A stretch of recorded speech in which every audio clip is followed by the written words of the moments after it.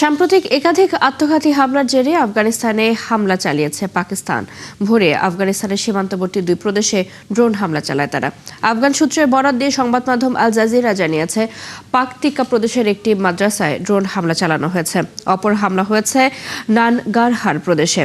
এই হামলার ব্যাপারে এখনো পর্যন্ত কোনো মন্তব্য করেনি তালেবান সরকার। তবে পাকিস্তান তথ্য মন্ত্রণালয় এক বিবৃতিতে জানিয়েছে, তেহরিক ই তালেবান পাকিস্তান টিটিপি ও এর সহযোগী সংগঠনের আস্তানা এবং জঙ্গি গোষ্ঠী আইএস সংশ্লিষ্ট একাধিক সংগঠনের ক্যাম্পে হামলা চালানো হয়েছে। ইসলামাবাদের শিয়া মসজিদ এবং বাজাউরে নিরাপত্তা চৌকি সহ বিভিন্ন জায়গায় আত্মঘাতী হামলায় আফগানের সশস্ত্র গোষ্ঠীদের সংশ্লিষ্টতার প্রমাণ মেলায় এই হামলা হয় তাদের। গুরুত্বপূর্ণ খনিজ ও বিরল প্রাকৃতিক উপাদান নিয়ে সহযোগিতা জোরদার করতে একটি গুরুত্বপূর্ণ চুক্তি সই করেছে ব্রাজিল এবং ভারত। মূলত চীনের উপর নির্ভরতা কমানোর কৌশলের অংশ হিসেবেই এই উদ্যোগ নিয়েছে ভারত। স্থানীয় সময় শনিবার নয়াদিল্লিতে ভারতের প্রধানমন্ত্রী নরেন্দ্র মোদীর সাথে বৈঠক করেন ব্রাজিলের প্রেসিডেন্ট লুলা দা সিলভা। বৈঠকে দুই দেশের মধ্যে বাণিজ্য ও বিনিয়োগ বাড়ানোর সম্ভাবনা নিয়ে আলোচনা হয়। প্রধানমন্ত্রী মোদী এক বিবৃতিতে বলেন, স্বাক্ষরিত চুক্তি বিদ্যুৎ চালিত যান, সোলার প্যানেল, স্মার্টফোন ও উন্নত প্রযুক্তির খনিজে বৈশ্বিক নির্ভরশীলতা কমাতে এবং কৌশলগত সহযোগিতা বাড়াতে গুরুত্বপূর্ণ ভূমিকা রাখবে। তবে চুক্তির বিস্তারিত তথ্য এখনো প্রকাশ করা হয়নি।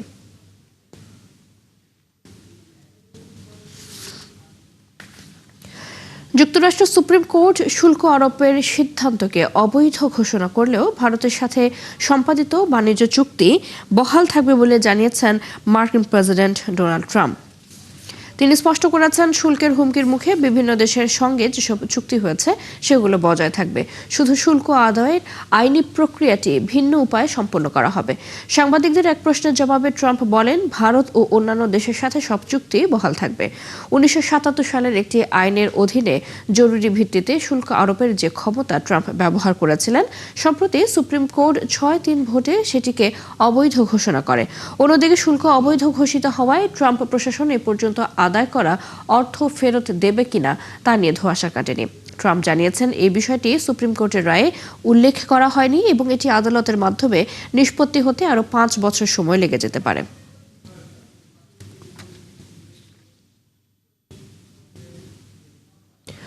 যুক্তরাষ্ট্রে আমদানি পণ্যের ওপর সাময়িক শুল্কের হার 10% থেকে বাড়িয়ে 15% করার ঘোষণা দিয়েছেন প্রেসিডেন্ট ডোনাল্ড ট্রাম্প। শনিবার তিনি নতুন করে এই শুল্ক বাড়ানোর ঘোষণা দেন। এর আগে শুক্রবার উচ্চ আদালতের রায়ে ক্ষুব্ধ হয়ে ট্রাম্প সব আমদানির ওপর তাৎক্ষণিক 10% শুল্ক আরোপের নির্দেশ দিয়েছিলেন। বর্তমান আইন অনুযায়ী একজন মার্কিন প্রেসিডেন্ট 150 দিনের জন্য সর্বোচ্চ 15% পর্যন্ত শুল্ক আরোপ করতে পারেন। যদিও ট্রাম্পের এই নতুন পদক্ষেপটিও আইনি চ্যালেঞ্জের মুখে পড়তে পারে বলে ধারণা করা হচ্ছে। ট্রাম্প জানিয়েছেন, এই 150 দিনের মধ্যে তার প্রশাসন নতুন এবং আইনগতভাবে গ্রহণযোগ্য স্থায়ী শুল্ক ব্যবস্থা প্রবর্তনের কাজ শেষ করবে। এর আগে সুপ্রিম কোর্ট একটি অর্থনৈতিক জরুরি আইনের অধীনে ট্রাম্পের নেওয়া শুল্ক কর্মসূচিকে বাতিল করে দিয়েছিল। তবে ট্রাম্প বর্তমান আইনি সীমাবদ্ধতার মধ্যেই সর্বোচ্চ হার প্রয়োগ করে তার আমেরিকা ফার্স্ট নীতি বজায় রাখতে মরিয়া। ইউক্রেনের জন্য ইউরোপীয় ইউনিয়নের বরাদ্দ করা $106 বিলিয়ন ঋণ আটকে দেওয়ার হুঁশিয়ারি দিয়েছে হাঙ্গেরি। স্থানীয় সময় শুক্রবার সামাজিক যোগাযোগ মাধ্যম এক্সে পোস্ট করা এক বার্তায় এ তথ্য জানিয়েছেন হাঙ্গেরির পররাষ্ট্রমন্ত্রী পিটার জেদার্তো। তিনি অভিযোগ করেন, ড্রুজবা পাইপলাইন আটকে দেওয়ার মাধ্যমে ইইউ এর সাথে সহযোগিতা চুক্তি লঙ্ঘন করেছে ইউক্রেন। হাঙ্গেরির পররাষ্ট্রমন্ত্রী বলেন, এই ধরনের ব্ল্যাকমেইল সহ্য করা হবে না। এ কারণে হাঙ্গেরি ইউক্রেনের জন্য ইইউর বরাদ্দ করা $10,600 কোটি ঋণ আটকে দেওয়ার সিদ্ধান্ত নিয়েছে। ইউক্রেন যতদিন ড্রুজবা পাইপলাইন আটকে রাখবে ততদিন এই ঋণও স্থগিত থাকবে। চলতি বছরের 27 জানুয়ারি রাশিয়াকে চাপে ফেলতে এই পাইপলাইন বন্ধ করে দেয় ইউক্রেন। এখনও সেটি বন্ধই আছে। লেবাননের বেকা উপত্যকায় শুক্রবার ইসরায়েলি বিমান হামলায় অন্তত 10 জন নিহত এবং 50 জন আহত হয়েছেন। দেশটির নিরাপত্তা বাহিনী এ খবর নিশ্চিত করেছে। ইসরায়েলি সামরিক বাহিনীর দাবি, তারা বালবেক এলাকায় হিজবুল্লাহর বিভিন্ন অবস্থান লক্ষ্য করে এই হামলা চালিয়েছে। লেবানন বাহিনী জানিয়েছে নিহতদের মধ্যে হিজবুল্লাহর একজন ঊর্ধ্বতন কর্মকর্তা রয়েছেন। তবে এই হামলার বিষয়ে হিজবুল্লাহর পক্ষ থেকে এখনো কোনো আনুষ্ঠানিক বক্তব্য পাওয়া যায়নি। একই দিন আলাদা এক অভিযানে দক্ষিণ লেবাননের সিডন শহরের কাছে আইন আল হিলওয়ে শরণার্থী শিবিরে হামলা চালিয়েছে ইসরায়েল। ইসরায়েলি বাহিনীর দাবি সেখানে হামাসের একটি কমান্ড সেন্টার ছিল। তবে হামাস এই দাবি প্রত্যাখ্যান করে বলেছে যেখানে হামলা হয়েছে সেটি শরণার্থী শিবিরের নিরাপত্তা রক্ষার দায়িত্বে থাকা যৌথ নিরাপত্তা বাহিনীর একটি দপ্তর। অধিকৃত পশ্চিম তীরে ইসরায়েলি বসতি স্থাপনাকারীদের সহিংসতা বেড়ে গেছে। একদিকে উত্তর পূর্বে অবস্থিত আল মুঘাইর গ্রামে ইসরায়েলি সেনাবাহিনীর অভিযান চলছে, আর বসতি স্থাপনকারীরা নতুন আউটপোস্ট গড়ে কৃষি জমি দখল করছে সমানতালে। এসবের জেরে বড় ধরনের আর্থিক ও রাজনৈতিক সংকটে পড়েছে ফিলিস্তিনি কর্তৃপক্ষ। বন্ধ হওয়ার দশা শিশু শিক্ষা। আরও জানাচ্ছেন নাহিদা রিন্থি। রামাল্লার উত্তর পূর্বে অবস্থিত আল মুগাইর গ্রাম। এখানে মানুষের দিন কাটে ইসরায়েলি দখলের তীব্রতা আর অভিযান দেখে দেখে। এছাড়া একদিকে চলছে জমি দখল, অন্যদিকে সমানতালে চলছে ইসরায়েলি সেনাদের প্রবেশ। স্থানীয়দের দাবি, বসতি স্থাপনকারীরা প্যালেস্তিয়ানিদের স্থানচ্যুত করতে চাচ্ছে। তাদের মূল লক্ষ্য ফিলিস্তিনিদের এলাকা ছাড়া করা। সবুজ পাহাড় আর জলপাই বাগান ঘেরা আল মুগাইয়ের অধিকাংশ বাড়ি এমন এলাকায় যেখানে নিরাপত্তা নিয়ন্ত্রণ ইসরায়েলি সেনাদের হাতে। এছাড়া গভীর অর্থনৈতিক সংকটে পড়া ফিলিস্তিনিদের মৌলিক সেবা দিতে পারছে না আন্তর্জাতিকভাবে সমর্থিত ফিলিস্তিনি কর্তৃপক্ষ। গত ৭ অক্টোবরে হামাসের নেতৃত্বে ইসরায়েলে হামলার পর প্রায় ১ লাখ ফিলিস্তিনি কাজের অনুমতি হারান। প্রতিদিন সেনাবাহিনীর হয়রানি আর নিতে পারি না। আমরা ১.৫ বছর ধরে এটি ভোগ করছি, কিন্তু ৩ বা ৪ মাসে আমরা অনেকবার সিদ্ধান্ত নিয়েছি চলে যাব। তবে ফিলিস্তিনিরা বলছেন তাদের পাওনা বকেয়া এখন $৪ বিলিয়ন বেশি। সরকারি কর্মচারীদের বেতনের পরিশোধ হয়েছে মাত্র ৬০%। এছাড়া ৬ লাখের বেশি শিক্ষার্থী স্কুলে যায় মাত্র ৩ দিন। তবে বসতি স্থাপনকারী বা সেনাদের উপস্থিতিতে তাও প্রায় বন্ধ হয়ে যায়। আমরা এমন একটি পর্যায়ে পৌঁছেছি যেখানে আমরা কাজ করতে পারি না। আমরা আমাদের বাচ্চাদের রক্ষা করতে চাই, আমাদের রাত জেগে থাকতে হবে, আমরা বাঁচতে চাই, আমরা উপার্জন করতে চাই এবং নিজেদের ইচ্ছে মতো খরচ করতে চাই। এদিকে বসতিগুলোকে সংযুক্ত করতে এবং জেরুজালেমে দ্রুত পৌঁছানোর জন্য রাস্তা প্রশস্ত করছে ইসরায়েলি বুলডোজার। আন্তর্জাতিক আইনে অবৈধ হিসেবে বিবেচিত এসব বসতি রেকর্ড হারে বাড়ছে। এদিকে ইসরায়েলের কট্টর ডানপন্থী অর্থমন্ত্রী বলেছেন ফিলিস্তিনি রাষ্ট্রের ধারণা ধ্বংস করাই তাদের লক্ষ্য। অন্যদিকে এসবের নিন্দা জানিয়েছে জাতিসংঘের ৮০টিরও বেশি সদস্য রাষ্ট্র, ইউরোপীয় ইউনিয়ন ও আরব লীগ। তবে যথারীতি বিপরীত অবস্থানে দাঁড়িয়েছে যুক্তরাষ্ট্র। নাহিদা রিন্থি, ৭১। ট্রাম্পের নেতৃত্বাধীন গাজা বোর্ড অব পিসের প্রথম বৈঠকে পূর্ণ সদস্যপদ না নিয়ে পর্যবেক্ষকের ভূমিকা বেছে নিয়েছে ভারত। বিশ্লেষকরা বলছেন ভারতের দীর্ঘদিনের কৌশলগত স্বায়ত্তশাসন নীতির অংশ হিসেবেই এই পদক্ষেপ। এছাড়া ট্রাম্প প্রশাসনের সাথে সাম্প্রতিক নীতিগত টানাপোড়েন এবং বোর্ডের কাঠামো ও ক্ষমতা নিয়ে অনিশ্চয়তার জন্য সতর্কতামূলক অবস্থানকে বেশি প্রাধান্য দিয়েছে নয়াদিল্লি। দেওয়ান মুবাশিরা হোসেনের প্রতিবেদন। শান্তির নামে নতুন জোট, নতুন প্ল্যাটফর্ম, নতুন সমীকরণ, আর তার মাঝেই কূটনৈতিক প্রশ্নের কেন্দ্রে ভারত। ওয়াশিংটনের বোর্ড অফ পিসে কেন পূর্ণ সদস্য নয় নয়াদিল্লি? ডোনাল্ড ট্রাম্পের উদ্যোগে গঠিত এই বৈঠকে প্রায় ৫০টি দেশ যোগ দিলেও নয়াদিল্লি রয়েছে কেবল পর্যবেক্ষকের ভূমিকায়। আনুষ্ঠানিক সদস্যপদ গ্রহণ থেকে আপাতত দূরে ভারত। বিশ্লেষকদের মতে ট্রাম্প প্রশাসনের সঙ্গে সাম্প্রতিক নীতিগত টানাপোড়েন এবং বোর্ডের কাঠামো ও ক্ষমতা নিয়ে অনিশ্চয়তা সব মিলিয়েই সতর্ক পদক্ষেপ নিচ্ছে নয়াদিল্লি। এর পেছনে ভারতের দীর্ঘদিনের কৌশলগত স্বায়ত্তশাসন নীতি রয়েছে বলে মনে করছেন বিশ্লেষকরা। জাতিসংঘ কেন্দ্রিক বহুপাক্ষিক কাঠামোর বাইরে ব্যক্তিনির্ভর নতুন প্ল্যাটফর্মে যোগ দিলে সেই অবস্থান প্রশ্নবিদ্ধ হতে পারে। এছাড়া ট্রাম্প প্রশাসনের সঙ্গে সাম্প্রতিক টানাপোড়েনও গুরুত্বপূর্ণ।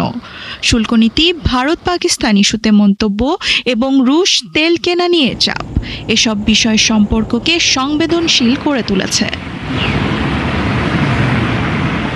আবার গাজায় যুদ্ধবিরতি ও পুনর্গঠনের পক্ষে অবস্থান স্পষ্ট রেখেও চূড়ান্ত কাঠামো পরিষ্কার না হওয়া পর্যন্ত অপেক্ষার কৌশলেই থাকছে ভারত, এমনটাই মনে করছেন কূটনৈতিক বিশ্লেষকরা।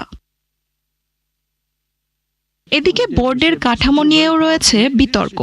$1 বিলিয়ন অনুদানের বিনিময়ে আজীবন সদস্যপদ এবং চেয়ারম্যানের ভেটো ক্ষমতা, এসব সিদ্ধান্ত গ্রহণ প্রক্রিয়াকে অতিরিক্ত কেন্দ্রীভূত করতে পারে বলে আশঙ্কা করছেন বিশ্লেষকরা।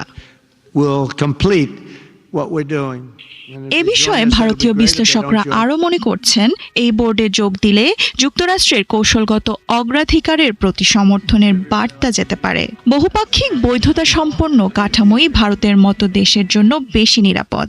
এছাড়া বোর্ডটি যদি অতিরিক্ত ট্রাম্প কেন্দ্রিক হয়ে ওঠে তবে অন্য সদস্যদের প্রভাব সীমিত হতে পারে বলে ধারণা তাদের। পাশাপাশি রয়েছে মিশন ক্রিপের আশঙ্কা। গাজা পুনর্গঠন দিয়ে শুরু হলেও ভবিষ্যতে অন্য সংঘাত অঞ্চলে বিস্তৃত হলে কাশ্মীরের মতো সংবেদনশীল ইস্যু আন্তর্জাতিক আলোচনায় উঠে আসতে পারে বলে মনে করছেন বিশ্লেষকরা। দেওয়ান মুবাশিরা হোসেন, ৭১। আলবেনিয়ার উপপ্রধানমন্ত্রী বেলিন্দা বালুকুর বিরুদ্ধে ক্ষমতার অপব্যবহার করে বিভিন্ন টেন্ডারে হস্তক্ষেপ এবং নির্দিষ্ট প্রতিষ্ঠানকে কাজ দেওয়ার অভিযোগ উঠেছে। এই ঘটনায় এখনো পর্যন্ত ৩০ জনকে গ্রেপ্তার করেছে পুলিশ।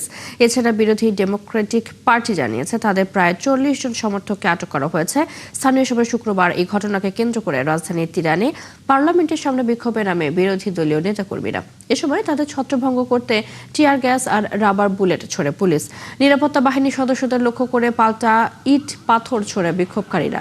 দেশটির স্বরাষ্ট্রমন্ত্রী আরবানা কোসিউ এই অস্থিরতার নিন্দা জানিয়ে বলেন, ভাঙচুর এবং পুলিশের উপর হামলা ক্ষমার অযোগ্য অপরাধ।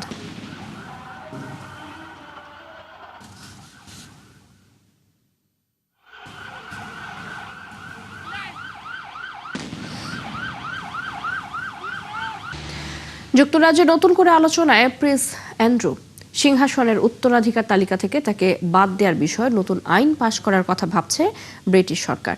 পুলিশি তদন্ত চলতে থাকলেও প্রতিরক্ষা মন্ত্রী লুক পোলার্ড বলেছেন, উত্তরাধিকার তালিকা থেকে তাকে বাদ দেওয়াই হবে সঠিক সিদ্ধান্ত। বিস্তারিত আরাফাত ইসলামের রিপোর্টে। যুক্তরাজ্য সরকার ব্রিটিশ সিংহাসনের উত্তরাধিকার তালিকা থেকে প্রিন্স অ্যান্ড্রুকে বাদ দিতে আইন প্রণয়নের সম্ভাবনা খতিয়ে দেখছে। বিবিসিকে দেয়া এক সাক্ষাৎকারে ব্রিটিশ প্রতিরক্ষামন্ত্রী লুক পোলার্ড জানান, পুলিশি তদন্তে যাই বেরিয়ে আসুক না কেন, অ্যান্ড্রুকে উত্তরাধিকার তালিকা থেকে সরিয়ে দেয়াই হবে সঠিক সিদ্ধান্ত। অ্যান্ড্রু বর্তমানে সিংহাসনের দাবিদারদের তালিকায় ৮ম স্থানে রয়েছেন। তবে তালিকা থেকে বাদ পড়লে রাজা হওয়ার সম্ভাবনা পুরোপুরি বন্ধ হয়ে যাবে তার।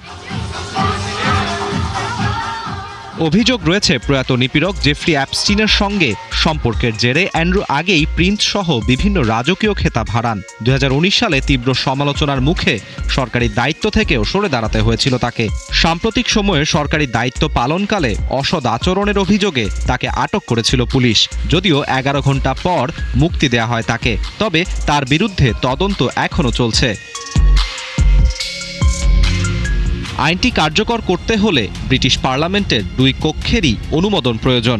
একই সাথে দরকার রাজকীয় সম্মতির। সেই সাথে কমনওয়েলথভুক্ত ১৪টি দেশের সমর্থনও প্রয়োজন, যেখানে রাষ্ট্রপ্রধান হিসেবে দায়িত্বে আছেন রাজা তৃতীয় চার্লস। সবশেষ ১৯৩৬ সালে পার্লামেন্টের মাধ্যমে সিংহাসনের উত্তরাধিকার তালিকা থেকে কাউকে বাদ দেয়া হয়েছিল। তখন সিংহাসন ত্যাগের পর ৮ম এডওয়ার্ড ও তার বংশধরদের তালিকা থেকে সরিয়ে দেয়া হয়। এদিকে বিরোধী দল লিবারেল ডেমোক্র্যাট ও এসএনপি এই প্রস্তাবে সমর্থনের ইঙ্গিত দিলেও লেবার পার্টির একাংশ মনে করছে এই আইন বাস্তবে খুব বেশি প্রভাব ফেলবে না। তদন্তের ফলাফল কি আসে আর ব্রিটিশ সরকার শেষ পর্যন্ত কি সিদ্ধান্ত নেয় সেদিকেই নজর এখন যুক্তরাজ্য জুড়ে। আরাফাত ইসলাম, ৭১। এই ছিল এখনকার আয়োজনে। বিশ্বের আরো নতুন কিছু খবর এবং বিশ্লেষণ নিয়ে দুপুর ১:৩০ আবারও হাজির হবে বিশ্বযোগ। চোখ রাখুন ৭১ ফেসবুক পেজে, সাবস্ক্রাইব করুন ৭১ ইউটিউব চ্যানেল, ৭১ সাথে থাকুন।